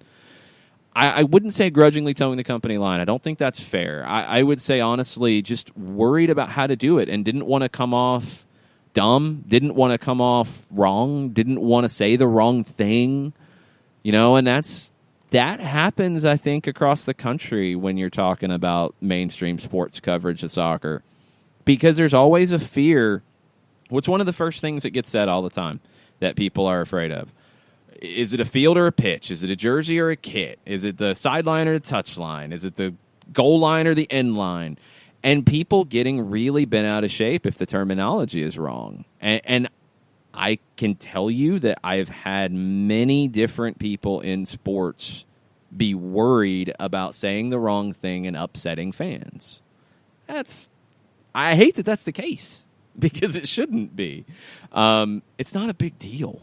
It's just not a big deal. I don't really care if you say field or pitch. I'd say both because I've grown up with both, and it is what it is. So I think also what's been really cool is that soccer fans, I think people who were a little more worried about talking about it have earned the fans' respect for their coverage. But the fans have been willing to give that and also willing to not be so stereotypical soccer snob, which does happen in other markets. And I think it's why some markets get no soccer coverage because they just don't want to deal with it. It's just not worth it to them. Here it's worth it because it's a big story. So you're going to be a little more willing to go there. But the fans have also been great in being inclusive and welcoming to new people talking about the sport. In other markets, doesn't happen as much. And I think that's why you see it. So it's a different place. It's a different way. It's a different kind of evolution of it here. But it's been really cool to see because I think Atlanta is growing new soccer fans at a rate faster than any other club in the country and any other place in this country. And to grow the sport, it's going to take that. It's not just more coverage, more money, and then everything's fine. It is more fans, more people invested, committed to this from an emotional perspective. That's going to grow the game here. And I think it's happening here more than it's happening anywhere else in the country. And that's going to be a huge legacy of Atlanta United. I really think it will be. Let's take a break. Let's get more Tuesday thoughts from you guys. Tweet at us at Soccer Down Here. We'll be back. As a business owner, you know that every year brings new challenges and opportunities. The success of your business demands expertise and focus. And Country Financial can help you keep that focus by helping ensure you have the right insurance protection in place to meet your goals. Jason Wright can help you create a customized insurance plan that has coverages designed just for your business. Give Jason a call at 678-568-6871 or reach him on Facebook at Jason Wright Agency. Coverages vary by state. Policies issued by Country Mutual Insurance Company, Bloomington, Illinois. Got issues with youth or high school sports? Positive Coaching Alliance can help. PCA is a national nonprofit working to transform youth and high school sports so that every child has a positive character-building youth sports experience. PCA provides live and online workshops to train double goal coaches whose first goal is winning and whose second, more important goal is teaching life lessons through sports. PCA also has workshops for parents and high school student athletes. For more information, please visit positivecoach.org. If you've been hurt in a car wreck, contact my friend Steve Apolensky of Apolensky & Associates. He's been representing individuals for over 30 years throughout Georgia and Alabama. Email him at steve@aa-legal.com or call him 24/7 at 404-377-9191. The initial consultation is free.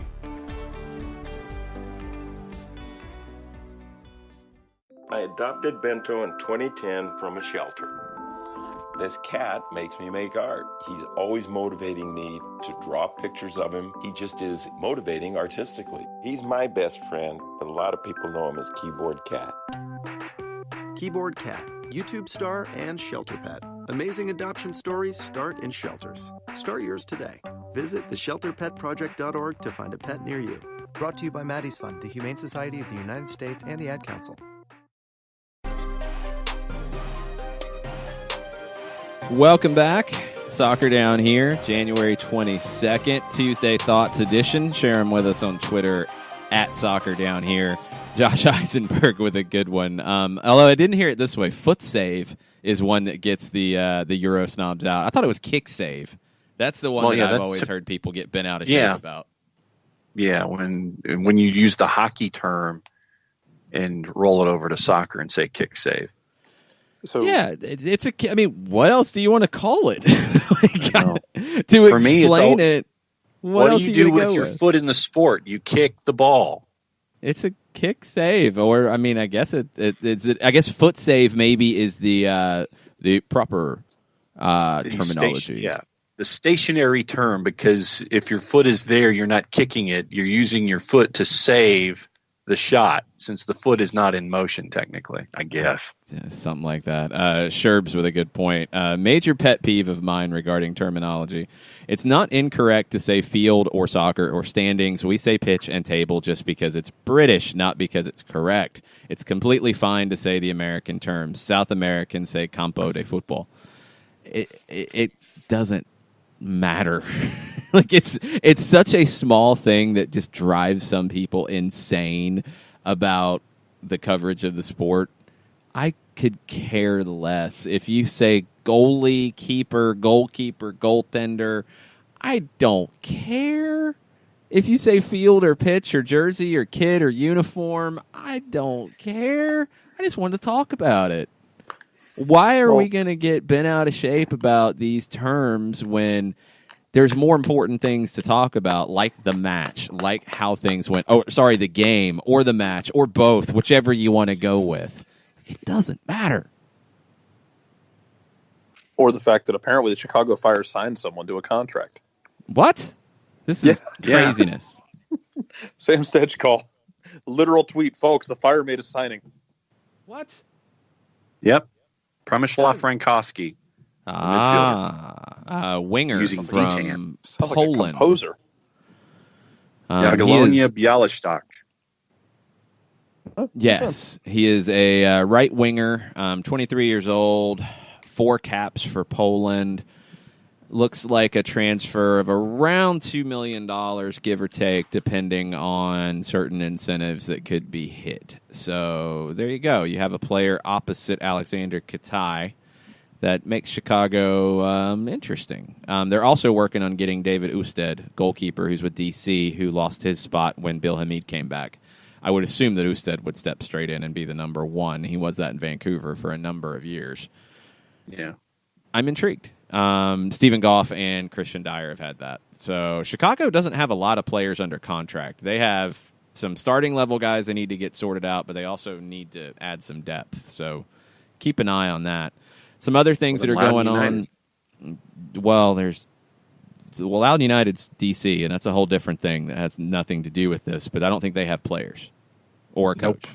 Nope. They'll have academy guys that'll step up, and they'll get people on loan from DC United, and all that will happen, but I don't know what the plan is there. Red Bulls, they are reportedly looking at Hans Vanderbruggen, a Belgian 25-year-old defensive midfielder who could be that replacement for Tyler Adams that Chris Armas was hinting at. He is the current captain at Kortrijk. I need to work on this. Belgian and Dutch pronunciations, very, very interesting to me.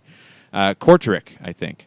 He's valued at 1.4 million euro. He developed at Ghent, which is a top Belgian club in terms of development. He played for Belgium's youth national teams. He's got over 200 pro matches in the top flight.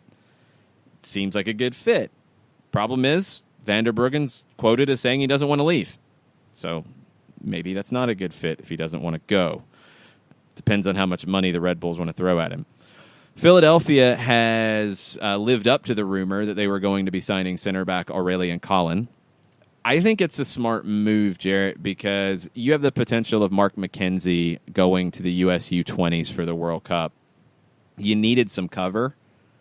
Collin can be that and be that veteran backup that you probably needed with that group.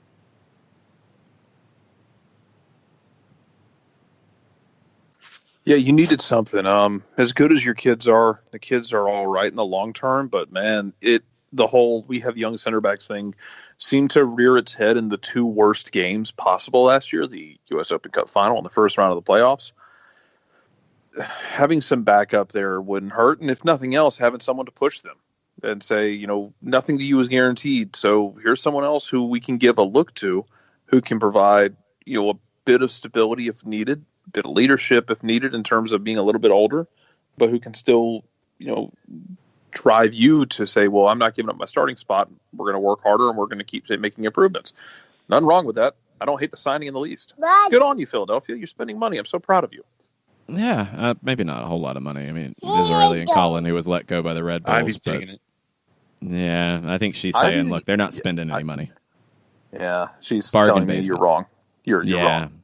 Yeah. She said David Accam doesn't really count. It's right now. true. Here's the one that's interesting to me, and we talked about Bojan possibly going to the New England Revolution, and I wondered what the flip side would be, and I think we're starting to get it out of Uruguay from Sebas Giovanelli, who is a reporter at Sport 890. Quote from Diego Fagundez's, or this is from Diego Fagundez. We're doing with my dad as much as I can to get my way out of here to get to Nacional, one of the top clubs in Uruguay. He said, it's not an easy situation. I want to play Clásicos y Libertadores. This has to be the other side of it, because if you're going to bring on Bojan and you're going to add potentially, I think, Carlos Gil, another winger, and you already have a lot of attacking players in Pinilla and Agudelo and Teal Bunbury, somebody's got to go. And Fagundez seemed to fall out of favor with Brad Friedel as the year went on last year. Remember, they traded Lee Wynn. They gave the keys to the car to Fagundez. He played pretty well, but then he just kept getting pushed to the bench and pushed out of the 18 and pushed out of the starting lineup. And now it looks like he could be pushed out to Uruguay, and he wants to go. And when he made the decision at a young age, he signed as a 14-year-old with the New England Revolution. And when he decided not to go through the full citizenship process to get his U.S. papers to be able to play for U.S. youth national teams and decided to play for Uruguay, I wondered if it might be a matter of time before you see something like this, because he was always that guy, John, who was in the squad but not the man, and he's been there forever. Yeah. And now it seems like, okay, he had his shot, and they've pushed him to the side. If he wants to go, they should get what they can and move on, because it doesn't seem like it's going to work out. Yeah, and I've always wanted to see Fagundez get a fair shake, just because you've seen in fits and starts what he can be, and to get a full run, I would have liked to have seen what that individual is, and I just don't think that he's going to get that. And he's not going to get that in New England. So I'm to the point like you where if someone's interested, go ahead, because obviously Brad Friedel has in his head what he wants to do, who he wants to bring in, and how he wants to run it. So, for me, I think that, I tip my hat to Fagundez for hanging out as long as he has and being the great soldier that he's been. But if you can get something for him, now's the time. Yeah, the Galaxy are trying to pull in an interesting move. Keep an eye on the Galaxy and Guillermo Barros Schelotto and Dennis DeClose and using their networks to try to upgrade this roster. They are close to getting a loan move done for Manchester City winger Uriel Antuna. He is a former Mexican youth international who's been on loan with Groningen in Holland. He's barely played there. He's 21 years old. DeClose, from his time in Mexico, obviously knows the player and is trying to find a solution to help the player get more time. What jumped out to me here, Jarrett, was this is a Manchester City player not going to New York City, but potentially going to the LA Galaxy. If I was Claudio Reyna, and maybe they passed, maybe they felt like they had enough, coverage on the wings, and you could argue that they do. But this was a little surprising to me to see a Manchester City player linked to the Galaxy. Yeah, man, you better hope they passed, because if they bypassed New York City for this, that's amazing. It just comes off as kind of weird, but then for me, New York City's just in a weird place right now as a whole. I feel like you keep waiting for something positive to really happen there, and it's some little things, but it's nothing like groundbreaking, and it's just kind of weird, to be honest. Like, New York's just a weird place right now, roster-wise, and they still have a lot of questions that need to be answered before I think the season gets started, and see where they stand in the Eastern Conference. because nothing's a sure bet right now for them. Yeah, I think both of these clubs have really interesting questions as they look at 2019. It looks like the Galaxy are really going for it in some big ways, very aggressively. And New York City, the messaging out of New York is, no, we're going to try to build a balanced squad. We don't need superstars. I worry about New York City. I really do, if they take that approach. I don't think they're going to find success that way because I don't think they have enough of a core of a roster to do it. I think they have so many pieces they need, and they need buzz in that market because, okay, we talked about the media side of things in Atlanta. New York City and the Red Bulls can't get any coverage, period. They can't get coverage in New York. That's a problem. And when you can't get the coverage to get the casual fans in, but then you don't have a name to attract the soccer fans who are not necessarily fans of your club yet, I don't know what it's going to look like at Yankee Stadium this year for NYC. That's a huge concern for me, and we'll just have to see how they play it out. But if they go down the road that they're talking about, I don't think it goes well in 2019 for them at the Turnstiles. Let's take our final break. Let's come back and wrap everything up on a Tuesday Thoughts edition of Soccer Down Here. We'll be right back. Today's show is presented by Appolinsky & Associates, personal injury lawyers with over 30 years of experience, supporters of Atlanta United, Faction, and Inter-Atlanta Youth Football Club. If you've been hurt in a wreck, contact Steve today at steve@aa-legal.com or call in 24/7 at 404-377-9191. The initial consultation is free. A ranger station. I'd like to report a bear hug. Okay. I put out my campfire and Smokey Bear hugged me. So you drowned the fire, you stirred it, drowned it again, and felt that it was cold? Uh-huh. Yeah, but he's just letting you know you did good. Bear hug from Smokey Bear. Status update. I'm gonna let you go now. There are many ways to start a fire, but one sure way to put it out. Learn how you can do your part at SmokeyBear.com. Sponsored by the U.S. Forest Service Ad Council and your state forester. We know that every driver is different, and a one-size policy does not fit all. That's why Country Financial offers a variety of discounts, so you get the coverage you need and the savings you deserve. From good driver to good student, multi-policy to multi-car, we've got a discount to suit every driver. Call Jason Wright at 678-568-6871 today to see what you could save. On Facebook at Jason Wright Agency or by phone at 678-568-6871. Discounts vary by state. Policies issued by Country Mutual Insurance Company, Country Preferred Insurance Company, or Country Casualty Insurance Company, Bloomington, Illinois.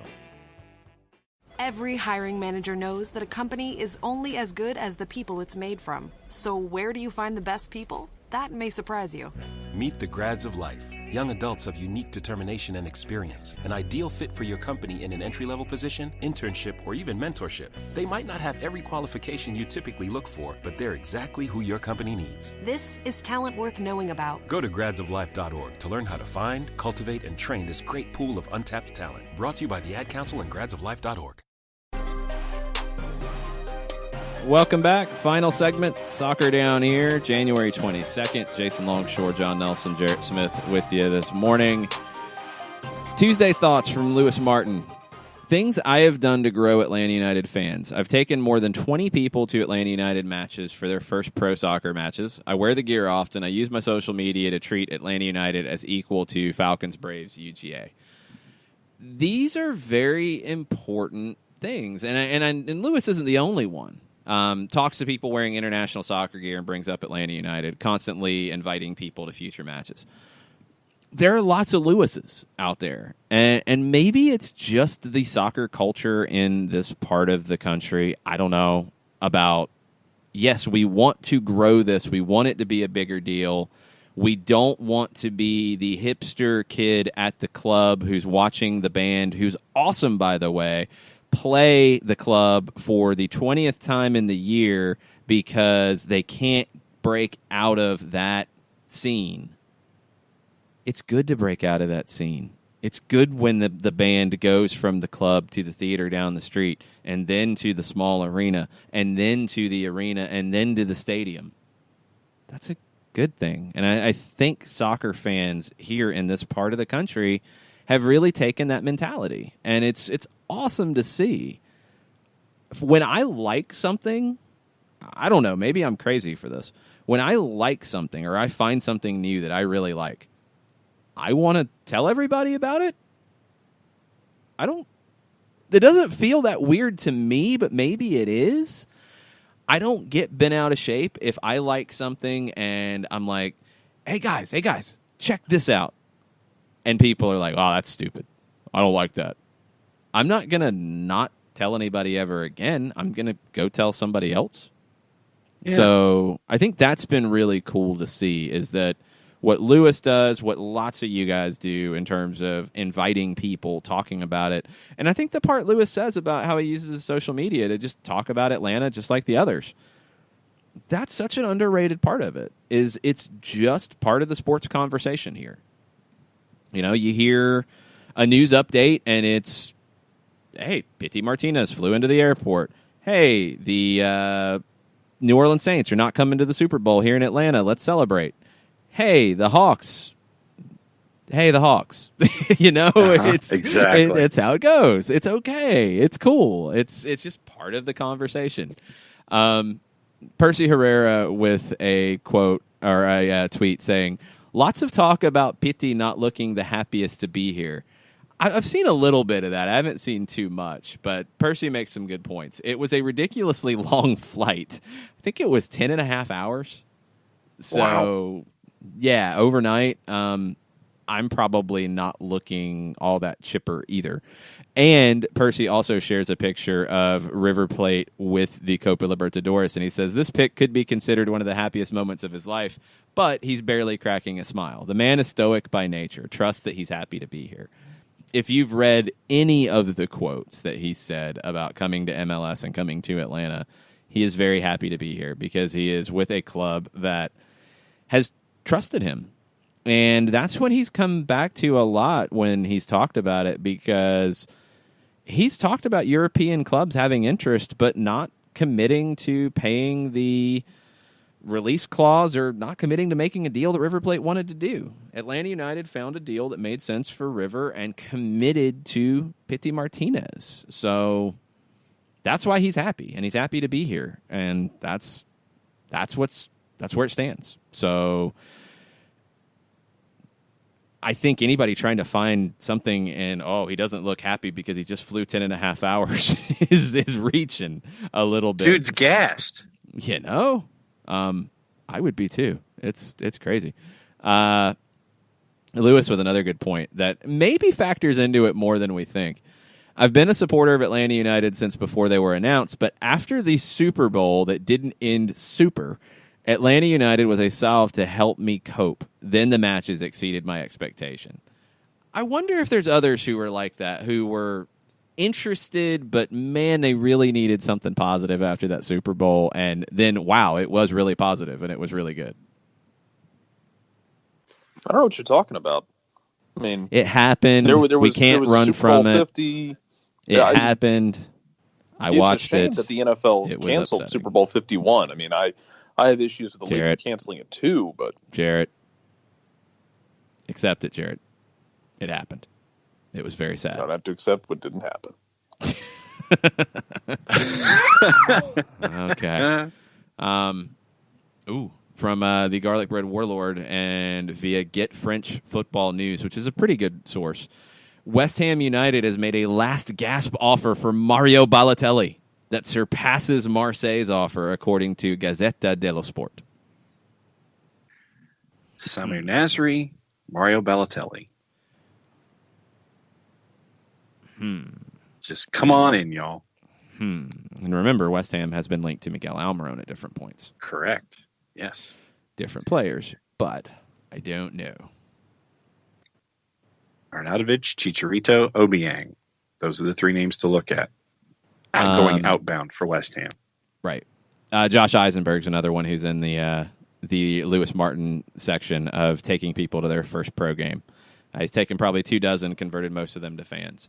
I think that's probably the biggest thing is most people who come out and test it out, try it out, go to a game for the first time, whether they do it on their own or they're with people, they stay hooked at some level. Maybe they don't come back to every game. Maybe they don't try to get season tickets. Maybe they come back occasionally. Maybe they watch on TV. Maybe they listen on the radio. They do get hooked because it's a great environment, and that's a credit to this fan base for making it such a fun place to be. That has a huge impact on this, and that's why people have kept coming back. I think you've seen some other markets where the atmosphere and the vibe in the stadium has been created by supporters groups, and it is far more negative than it is here.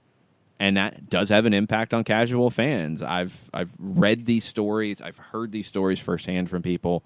That's a problem. Here, that hasn't been the case, and that's been great. It's easy to become a fan and become part of the 17s if you want to here in Atlanta. Shiva with one more question. Why did Pity Martinez leave River Plate? Was it to try to get to Europe? I think it's a couple things. I mean, he wanted to go to Europe because I think every player in this hemisphere wants to go to Europe at some point if they have the ability to, because it is where the top leagues are. It's just a fact. Why he ended up leaving River Plate to come here, it's twofold. I mean, one, I think the financial terms that he's going to get paid here are far more than they would have been if he had stayed at River Plate. Two, River Plate probably needs that income coming in. The Argentine economy is not good at the moment, and River and Boca, along with some other top clubs, are doing okay. But as we talked about with Ezequiel Barco last year in Independiente, like, there comes a time where you've got to bring in some money on the transfer market.